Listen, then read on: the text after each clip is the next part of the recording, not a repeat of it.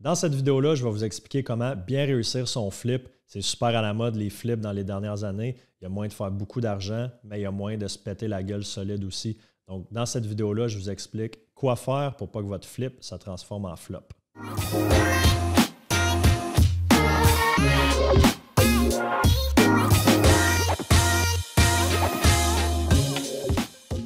What's up guys, Stéphane Castleman, courtier immobilier chez Remax, ici à Gatineau. Bienvenue sur ma chaîne YouTube. Si ce n'est pas déjà fait, je vous invite à vous abonner. Puis si vous trouvez de la valeur dans cette vidéo-là, je vous invite à liker, commenter. Puis si vous voulez me contacter directement, dans la boîte de description, toutes mes informations sont là. Numéro de téléphone, courriel. Il y a un lien Calendly aussi si vous voulez prendre un rendez-vous avec moi pour discuter de votre projet ou si vous avez des questions par rapport à l'immobilier en général, ça va me faire plaisir de vous répondre, de jaser avec vous. All right, fait qu'aujourd'hui, je vais vous parler des flips en immobilier. Donc, un flip, c'est d'acheter une maison qui demande des rénovations, de l'acheter à bas prix, faire les rénovations, puis la revendre au meilleur prix possible pour faire le plus gros profit possible. Donc, ça, c'est le principe d'un flip. C'est super à mode depuis une couple d'années, on en voit plusieurs. Puis ceux qui ont réussi à acheter à bon prix là, pendant la pandémie, puis qui après ça, qui ont rénové, revendu à gros prix, ont fait beaucoup d'argent. Mais il y a plusieurs choses à prendre en considération parce que ça reste qu'il faut savoir bien compter. Puis on a souvent des surprises quand on commence à faire des rénovations dans une maison, dans un flip. Fait que comment s'assurer de ne pas faire un trou puis que ça devienne un gouffre financier. La première chose à regarder quand on veut se lancer dans un flip, dans un projet de rénovation, ça va être quelque chose que vous pouvez regarder avec votre courtier immobilier, là, mais une fois rénovée à son plein potentiel, la maison, la propriété, dans le secteur X, combien qu'elle peut valoir. Puis là, c'est important d'être relativement conservateur dans les chiffres. Tu sais, moi, quand j'ai plusieurs clients, là, que c'est des clients réguliers, si on veut, là, qui font quelques flips par année, puis je donne tout le temps deux prix. Tu sais, le prix maximum, mais fie-toi pas du comparable le plus cher vendu, de ne pas nécessairement se fier à ce prix-là, d'être un petit peu plus conservateur à la baisse pour éviter justement les mauvaises surprises. C'est important aussi de prendre en considération que la maison, disons, aujourd'hui, on est au mois de juin. Si la transaction se fait aujourd'hui, bien, pour l'achat, prendre en considération que la vente, ça se peut qu'elle se fasse juste tout dépendamment des travaux qu'il y a à faire puis votre efficacité à faire les rénovations, là, que ça se vende juste peut-être en septembre, octobre, novembre, décembre. Des fois, ça peut prendre quasiment un an. J'ai déjà vu des flips qui ont duré plus qu'un an parce qu'il y a eu des mauvaises surprises. Fait que de prendre en considération, ça va être quand le moment de la revente. Tu sais, si on planifie avoir fini les travaux puis mettre en revente au mois de janvier, dans sûrement le pire mois en immobilier, tu sais, décembre, janvier, c'est jamais des gros mois. Tu sais, de penser à ça aussi, ça va être quand notre moment de vente, puis à quel prix aussi. Donc ça, c'est la première chose. L'évaluation, c'est quoi le prix qu'on paye, c'est quoi le prix qu'on peut revendre. Fait qu'après ça, il va y avoir une grosse différence entre les deux. Bien, est où la partie profit, est où la partie coût, je vais dire coût d'acquisition, puis est où la partie coût des travaux. Première chose, ça va être coût d'acquisition. Coût d'acquisition, là, ça va être taxe de bienvenue, frais de notaire, taxe scolaire. Ça va être aussi la facture d'électricité pendant qu'on est propriétaire, qu'on fait les travaux, facture de chauffage. Si on est en hiver, il faut calculer des coûts un petit peu plus élevés de chauffage, les assurances. Au niveau du financement, est-ce qu'on est en financement traditionnel avec une banque? Ça peut se faire. Ou est-ce qu'on est en financement alternatif, peut-être avec un prêteur B avec des taux d'intérêt plus élevés ou même un prêteur privé, taux d'intérêt souvent plus élevé, puis avec des frais d'ouverture de dossier aussi. Fait que c'est important de calculer, disons qu'on dit on achète la propriété, on pense être capable de la revendre dans 6 mois, bien, c'est quoi les paiements par mois, c'est quoi les frais de dossier, puis ajouter ça dans notre coût d'acquisition. Après ça, il va y avoir la commission du courtier immobilier aussi à la revente à calculer. On voit souvent des gens qui achètent dans le but de flipper, là, fait que, tu sais, des entrepreneurs, des flippers, comme on les appelle affectueusement. Faire des achats, on voit souvent des achats cash, là, donc c'est un achat qui est avec un prêteur privé, on a déjà une lettre de prêt privé. Fait que c'est pas nécessairement cash, ça sort du compte de banque, mais ça veut dire qu'on n'a pas besoin d'obtenir un financement. On a déjà une lettre d'un prêteur privé qui dit oui, je suis prêt à endosser ce projet-là. Donc, sans condition de financement, puis sans condition d'inspection aussi. ça peut être bon dans une situation d'offre multiple où est-ce qu'on veut vraiment la maison, on veut vraiment le projet, on veut avoir aucune condition, donc on rentre une offre avec aucune condition. Mais ce qui arrive dans ce cas-là, c'est que, tu sais, l'inspection, oui, va regarder les choses qu'on est capable de voir à l'œil nu, là, les choses esthétiques que n'importe qui peut voir en rentrant dans la maison, mais il va aller plus en profondeur aussi au niveau de la fondation, des systèmes électriques, de la plomberie, de l'entretoit, des choses qu'on ne peut peut-être pas nécessairement voir à l'œil nu. Puis, je me rends compte avec des clients qui décident de ne pas faire d'inspection, bien souvent, c'est qu'il y a toujours des surprises, puis c'est des surprises peut-être qui auraient pu être vues à l'inspection. Il aurait acheté la maison quand même, sauf qu'il aurait budgété peut-être un 5 000, 10 000, 15 000, 40 000 de plus en réno. Parce que quand on commence à ouvrir, à aller dans l'entretoit, à défaire des murs, quoi que ce soit, souvent on se rend compte qu'il y a de la moisissure, il y a des choses qui ne sont pas nécessairement conformes, qu'il faut réparer. Mais souvent, avec l'inspection, on est capable d'avoir une pas mal meilleure idée dans quoi qu'on s'embarque.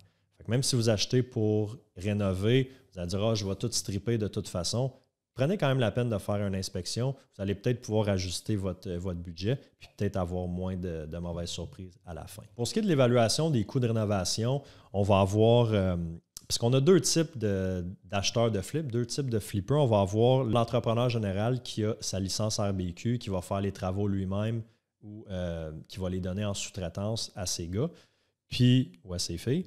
Puis on a le profil plus investisseur qui ne va pas nécessairement faire les travaux lui-même, mais qui va engager des gens lui-même, qui va gérer le projet si on veut. Mais c'est important quand on a le profil plus investisseur, qu'on ne veut pas nécessairement faire les travaux par nous-mêmes, d'avoir des bons contacts, des gens avec qui on développe des relations de confiance, que ce soit plombier, électricien, gars de céramique, gars de plâtre, peintre. Des gens qu'on va avoir besoin à travers nos projets, mais quand on a une relation de confiance, oui, on va peut-être avoir des meilleurs prix, mais on sait que la job va être bien faite. Puis une chose, puis je reviens là-dessus aussi, j'ai parlé tantôt d'avoir une évaluation plus conservatrice. Bien, même chose dans nos travaux, des fois de se donner des buffers, peut-être un 5, 10, 15 % de buffer au niveau des coûts des réparations, des rénovations, parce que la majorité du temps, on va dépasser le budget qu'on s'était fixé. Là. Puis au niveau des travaux, là, ça va être vraiment important de... Puis ça, on le voit souvent, là, on les appelle dans le domaine, ceux qui maquillent, là, les maquilleurs, là. Des gens qui vont juste repeinturer, changer les planchers, mais qui ne vont pas nécessairement faire les réparations qui doivent être faites. À la limite, qui vont cacher certaines choses parce que ça coûterait trop cher de défaire un mur, de changer la structure, bien, ils vont peut-être juste la patcher et la maquiller. Je déconseille à tout le monde de maquiller une maison dans le but de la revendre. Là. Si vous êtes pour vous embarquer dans des travaux, faites-les bien. Assurez-vous de ne pas juste camoufler les choses, mais vraiment de réparer ce qui doit être réparé. Quitte à couper un petit peu sur la finition, sur le luxe, sur l'effet wow. Oui, c'est important l'effet wow dans un flip, mais c'est important que la structure, que le squelette soit droit, soit solide, que si on a eu des infiltrations d'eau, ça a été corrigé, que toute porte-fenêtre, ça soit réparé, que tout soit bien fait, que tout soit conforme en fait. Il y a une question aussi à se poser, c'est quoi le profit qu'on veut faire? À la fin de tout, là, quand tout va être fait, les rénaux, les coûts d'acquisition, les coûts de vente, l'impôt aussi, parce qu'il ne faut pas oublier qu'on va être imposé sur le gain en capital. Là, il y a une nouvelle loi qui a passé au Québec depuis le 1er janvier. C'est que si la maison est revendue à l'intérieur de 1 an, 12 mois, avant, c'était imposé à 50 %. Donc, si on avait un gain de 100 000, bien, il y a seulement 50 000 qui est imposé. Mais maintenant, depuis le 1er janvier 2023, c'est 100 % du gain qui va être imposé. Fait que s'il y a un gain de 100 000, en passant à 100 000 sur un flip, c'est un beau flip, c'est une très belle réussite, c'est le 100 000 qui va être imposé. Fait qu'une fois qu'on a payé l'impôt et tous les autres coûts, combien il nous reste dans nos poches? J'ai des clients qui en font plusieurs, ils disent, puis sont habitués, ils ont les ressources. Bien, moi, si je fais 25 000 sur mon flip, je suis très content, ça fait rouler les gars sur une job, puis on sort avec un profit de 25 000. Parfait. Il y a des gens qui ne voudront pas se lancer dans un projet de flip si ça ne fait pas minimum 50 000. Fait que, c'est de calculer c'est quoi notre objectif financier, puis est-ce que cette maison-là, est-ce que ce projet-là fait du sens? Est-ce que je vais être capable de rentrer dans mon argent? puis de faire un profit, puis pas juste acheter pour acheter, puis flipper parce que c'est cool, puis c'est à la mode. Parce que ça, j'en vois aussi qui achètent pour acheter, pour flipper. Tu sais, il fait les calculs à la fin, puis il est dans le trou de 8000. Bien là, ça n'a pas été un projet qui a été rentable, là, avec tous les maux de tête qui viennent avec en plus. C'est important de bien se préparer. Donc, avant de finir, pour récapituler, les erreurs à ne pas faire, ça va être de surévaluer le prix de vente à la fin des rénaux. Donc, vraiment d'être conservateur dans son évaluation après. Puis de bien calculer le coût d'acquisition, donc les frais d'intérêt d'ouverture de dossier, commission de courtier, frais de notaire, taxes de bienvenue, les frais de chauffage, d'électricité, les assurances pendant qu'on est propriétaire de l'immeuble. Vraiment de rien oublier, de vraiment tout étaler les coûts. Puis après ça, de se dire, bien, c'est quoi le profit qu'on veut faire? C'est quoi notre objectif? Est-ce que ça fait du sens avec les rénovations qu'il y a à faire?